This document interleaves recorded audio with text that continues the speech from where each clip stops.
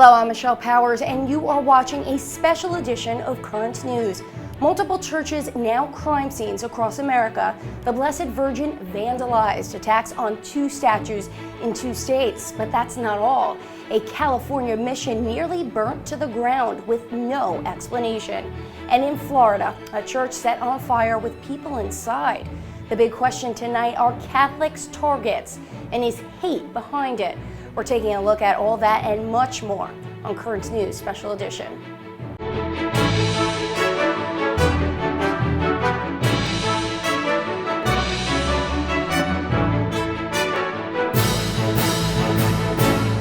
A concerning string of incidents this week spanning the United States, all linked to the Catholic Church, and police still don't have many answers. We begin our coverage with Current News' Jessica Easthope in Elmhurst, Queens. That's where a beloved statue outside of Cathedral Prep was desecrated. It was spray painted really from her belly to all the way down. Only faint remnants of graffiti are left on this statue of the Blessed Virgin Mary that sits outside the entrance of Cathedral Preparatory School and Seminary in Elmhurst. On Friday, under the cover of darkness, it was vandalized. About 3 o'clock in the morning, we saw somebody that approached the statue and very simply just spray painted it as if it was an ordinary thing for them to do, and they kind of walked away, and that was it. Father James Caroli, the rector-president of the school, said when he came out Friday morning, he saw this, the word idol in thick black spray paint down the front of the sacred statue. Writing idol is kind of an accusation against what we believe in. We obviously do not believe that the statue is an idol, but rather an instrument that is used to help us to bring us closer to the Blessed Mother, who in reality brings us closer to her Son. Father Caroli says the statue, which is more than 100 years old, means so much to the young men of Cathedral Prep, past and present, and the community it watches over. If you just look outside the window, there is somebody always in front of the statue, seeking the intercession of the Blessed Mother, bringing flowers to her, and just looking to her as the model and example of discipleship. Oh my God, I feel bad. Patricia Perez stops by the statue every single day. She says she's heartbroken over the act of vandalism. We all have our own religion, and she's amazing. I mean, for me, it was horrible what they did to her. Very painful. In light of the vandalism, Father Caroli is holding a rededication ceremony for the statue on Thursday, July 16th, the feast day of Our Lady of Mount Carmel. In Elmhurst, Jessica Easthope, Currents News. Police are asking anyone with information on this incident to call Crime Stoppers at 1-800-577-TIPS. That's 1-800-577-TIPS. A similar situation in Boston. Investigators there are hunting for whoever is responsible for torching another statue of Mary.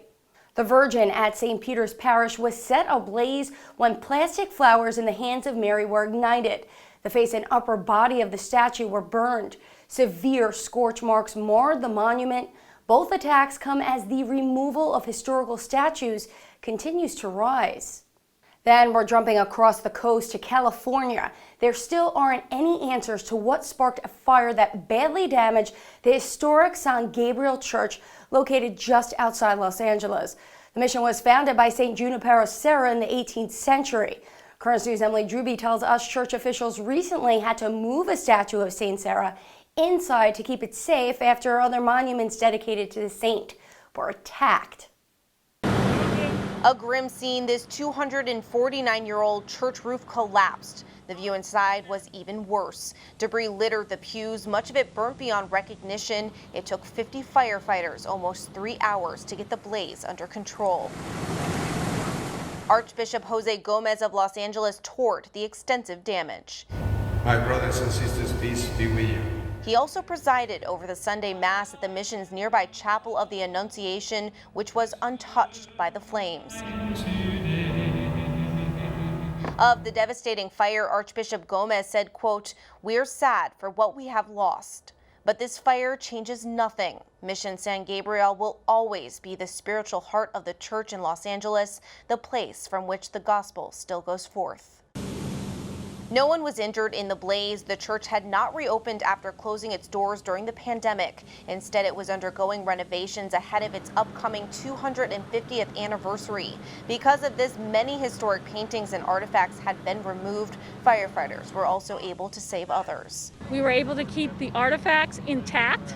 The museum is intact. Still, the loss is very difficult for the local Catholic community. Such a historical place, a lot of memories for me personally, but I'm sure a lot of memories for the whole community. It's so sad. It's like tragic for this city. It's our jewel. The mission was established back in 1771 by St. Junipero Serra, a Franciscan priest who founded churches across California and led the church's missionary efforts with Native Americans on the West Coast. He's also come under fire with several statues of him being toppled as critics accused him of oppressing Native American culture. The investigation is still ongoing. Right now, it's too early to say what caused the fire. It was heartbreaking, I won't lie, but I have cried out my tears. We have to just be thankful that the building is still up. Emily Druby, Currents News. A special fund is being set up to help St. Gabriel rebuild. It can be found at lacatholics.org/restoration. Then to Florida, a disturbing case there last weekend, but police have got that suspect. A Catholic church was set on fire with parishioners inside. 24-year-old Stephen Shields is accused of pouring gasoline in the foyer of Queen of Peace Church and igniting it. The blaze was extinguished and none of the parishioners, thankfully preparing for Saturday Mass, were hurt. Shields reportedly told cops he didn't take his medication for schizophrenia. He's facing attempted murder, arson, and other charges. When we come back, the deal with going back to school. The Diocese of Brooklyn has a plan, one that has students in the classroom 5 days a week. And what about going back to church? Have you yet? An exclusive look at the disinfecting process from floor to ceiling. Plus a special feast day that coronavirus couldn't stop.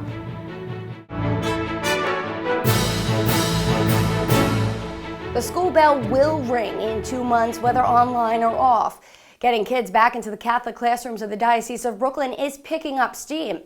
Parents are being told that September is the target for reopening school doors. Still, Currents News' Emily Druby tells us there's a lot of new information that all moms and dads need to know. Good morning. Catholic schools in the Diocese of Brooklyn are hoping in the fall school will look like this and not like this. I think our ultimate goal really is to have a 100% reopening. Superintendent of Schools Thomas Chadzuko wants to see students in September. He is teaming up with Joseph Esposito, the diocesan official responsible for opening churches and schools safely. We're pretty confident that we can open up on time with the most normal situation as possible. Right now, the plan to have students in class this fall needs the okay from Governor Andrew Cuomo, and he said a decision about the state schools will be made the first week of August. Esposito wants moms and dads to know there will be a lot of safety measures in place, hand sanitizing stations, enhanced cleanings, and health checks at all school entrances. We're pretty confident that we can open up on time with the most normal situation as possible. The goal is for a normal Monday through Friday school week. Most of the schools have the room to social distance, to clean the schools. If there's more room needed, a lot of the schools have auditoriums and gyms and other areas they can use. Only if that proves impossible, a blend of online learning at home and classroom time is being looked at too. I think we really need to give parents hope. I think we need to give our teachers hope and say, let's plan for full reopening, and if we have to kick it down a notch to hybrid, I think that's acceptable. The diocese is studying school reopenings in other countries. They're promising to follow whatever guidelines the state lays out, but they're also asking for help. I really would like to plead for the city and the state to not forget us when they're giving out services and programs to their schools. Emily Druby, Currents News. If you are worried about going back to church and whether it's safe, Currents News' Jessica Easthope has all the answers. She's taking an exclusive look inside at a Bay Ridge church and what one company is doing to keep the parishes of the Brooklyn Diocese safe and sanitized. This machine is what will keep parishioners safe as they return to church. All the way through. Good. Mike Nihill guarantees it. We are out here performing our two-step process, which gives a 90-day guarantee on the church's surfaces. We'll be spraying our hypochlorous and our shields to protect the parishioners and the community from any pathogens, COVID. Nihill is the owner and operator of Germinator Mobile Sanitizing, the company responsible for disinfecting churches in the Brooklyn Diocese. On Wednesday, Germinator took on the task at Our Lady of Angels in Bay Ridge. Our product will keep the community safe, allow people to congregate, and give people the peace of mind that the area is safe. Father Kevin Abels, the new pastor of Our Lady of Angels, says his parishioners are doing everything they can to stop the spread of COVID-19. Now he can say the same. People are coming to celebrate Mass, and they're observing social distancing. They have their mask on, and we want to assure them that we're taking every precaution here to keep our church safe so that people can come and worship God. The chemical being sprayed out of this machine is 1,000 times stronger than Purell. It's completely organic, safe, and smells pretty good. This is a process that will help open and secure the community in this troubling time of a pandemic. Well, we're doing a bunch doing St. Mark's. Mike and Father Kevin are both graduates of Cathedral Prep. Mike says doing this for churches at an affordable rate is his way of giving back to the diocese that's already given him so much. My heart is in the Brooklyn Diocese. This, I feel, is one opportunity that I can give back to the diocese. My company is helping keep people safe and getting the community back into the churches. So far, Germinator has cleaned nearly 30 churches. In addition to the exclusive rate parishes are getting, pastors that refer Germinator to each other receive an additional 15% off sanitizing services. In Bay Ridge, Jessica Easthope, Currents News. Pastors in the Diocese of Brooklyn can reach Germinator on the phone by calling 1-800-974-8920 or online at germinator.com.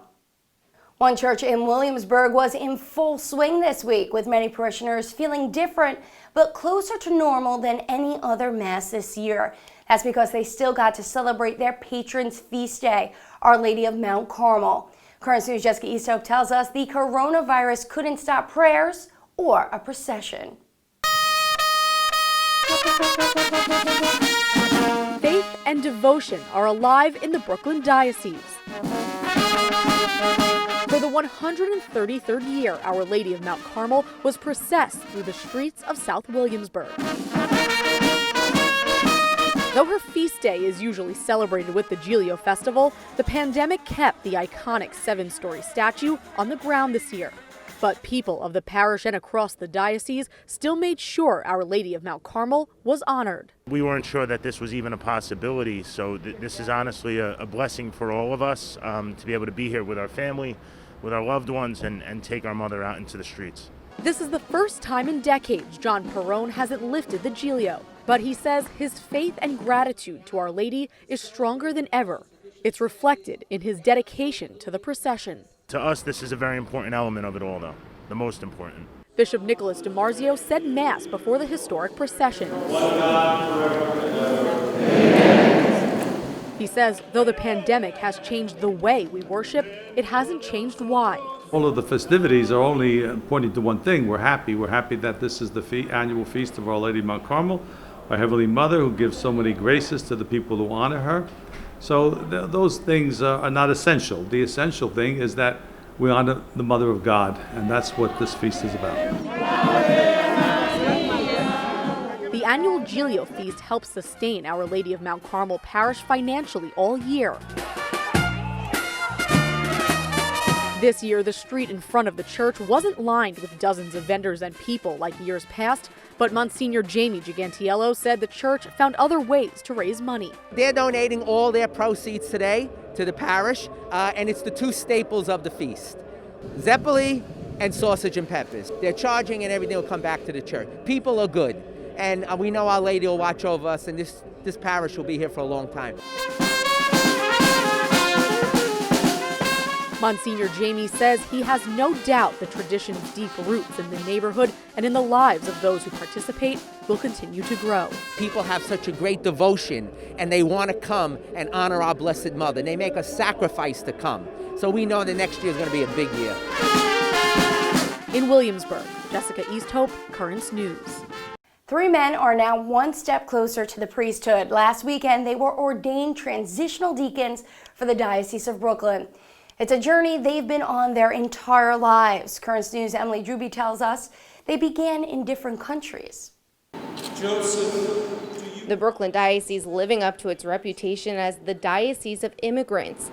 May God, who has begun the good work in you, as 3 men born in different countries are ordained transitional deacons. Auxiliary Bishop James Massa presided at the rite. Leaving everything behind to follow Christ comes right from the gospel. And so they are, they're really making a leap of faith today. They're really a testimony to what all of us are called to do as followers of Jesus Christ. Transitional means the new deacons, Elvin Torres Santos, Robinson Olivares, and Joseph Hungsi Tran are on their way to becoming priests. I couldn't be happier. This is one of the best days of my life. Torres Santos and Olivares are originally from the Dominican Republic. There are people of faith from all over the world, and it's a joy to be able to serve God's people from all over the world here in this diocese. Tran is from Vietnam. He's looking forward to growing within the diverse diocese. How to learn from the other cultures and languages. The 3 men prostrated themselves in front of the altar before being vested. All recognizable sites at an ordination. The day was also full of new sights as the Co-Cathedral of St. Joseph had strict social distancing guidelines in place. That didn't deter clergy, friends, and family from enjoying the pure happiness of this day and the new deacons looking to the future. We will be serving God's people, proclaiming His gospel, and just to be with them, to go with them to the personal encounter with Christ. Elvin, do you promise respect and obedience to your ordinary? Torres Santos has been assigned to St. Ephraim Parish in Dyker Heights, Brooklyn, Olivares to Our Lady of the Blessed Sacrament in Bayside, Queens, and Tran to St. Agatha in Sunset Park, Brooklyn. In Prospect Heights, Brooklyn, Emily Druby, Currents News. Now for some more good news out of the Diocese of Brooklyn. An auxiliary bishop, James Massa, has been tapped to become the new rector of St. Joseph's Seminary in Dunwoody, Yonkers, a special selection made by the 3 New York City dioceses. Working in formation of future priests has been just one of the greatest joys and satisfactions in my life. I feel very blessed and grateful to Cardinal Dolan, Bishop DiMarzio, Bishop Barris for enabling this appointment to happen. He will start the job at the end of this week. The appointment was approved by the Holy See. And another man who is not only serving God but country, Father Mark Bristol, a priest of the Brooklyn Diocese and a Navy chaplain, has been promoted to lieutenant. Father Bristol has been serving on the USS Theodore Roosevelt. You might remember that ship. It's been fighting COVID-19 outbreaks since the start of this pandemic. He will continue to serve on the aircraft carrier for another year. We just want to congratulate Father Bristol. Still to come on Currents News, when those school bells ring this September, online or in the classroom, one school has a new curriculum. They're planning to teach Black Catholic history. Plus, he was the first United States Black Catholic priest. Now he could be the country's first Black saint, what some faithful did to honor Augustus Tolton during this turbulent time. Do you have a story idea or want to share a tip? Email us at newstips@thesalesmedia.org or call our 24-hour number, 718-517-3122. We'll be right back.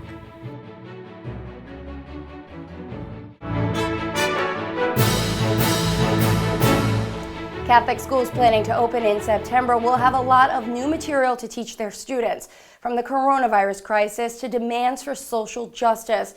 But some schools in the Brooklyn Diocese have already started their lesson plans. And Currents News' Emily Druby tells us they're actually steeped in the past.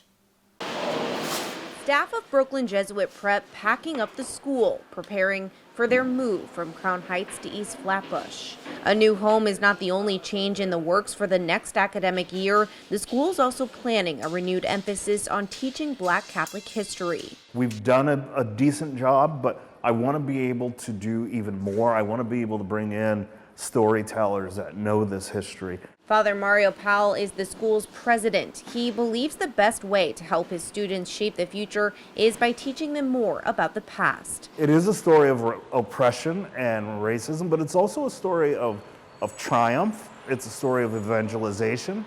And I think Catholics, both black and white and brown and everything in between, should learn this history.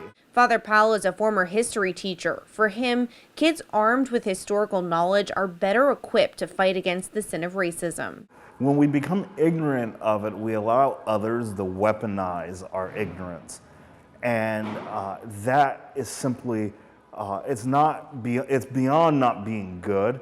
It's something that we can't afford in this day and age. He points out that history also reveals the inspirational stories of heroes like Augustus Tolton, a former slave ordained as America's first Black Catholic priest in 1886. He's now on the path to sainthood, thanks to Pope Francis. Which you would hope would lead to more vocations. To learn that, yeah, you too can become a black man can actually become a priest.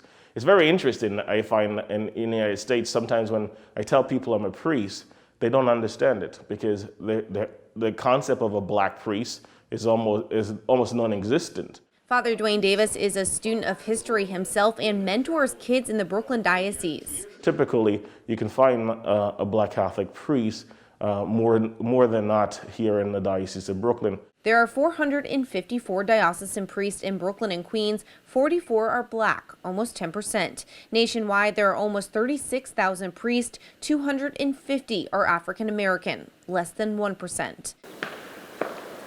Father Dwayne thinks a big way to get those numbers to go up is for kids today to understand the groundwork laid by Black Catholic leaders like Father Tolton. Definitely think that our young people don't know enough about Black Catholic history, and especially even Black Catholic history in the United States. Education being used for understanding and for inspiration. In Crown Heights, Emily Druby, Currents News. America's first Black Catholic priest, Father Augustus Tolton, was honored with a mile-long pilgrimage in Illinois. About 150 Catholics took part in the journey on the 123rd anniversary of his death, arriving at his gravesite in Quincy to pray. Those in the pilgrimage spoke of the inspiration they find in Father Tolton and how relevant his ministry is, perhaps now more than ever. He wasn't like afraid of the persecutions or the racisms or the other things happening in his time. He knew where he was heading. He knew where his hope lies, in heaven. The fact he'd been a slave and became a Catholic priest and was the first, Black African priest in the United States. Father Tolton is on the path to become the country's first African American saint. Pope Francis declared him venerable a year ago. And that is Currents News. I'm Michelle Powers. Thank you for joining us because we are putting your faith in the news. Be sure to join Christine Persichetti every weeknight at 7. Have a great weekend.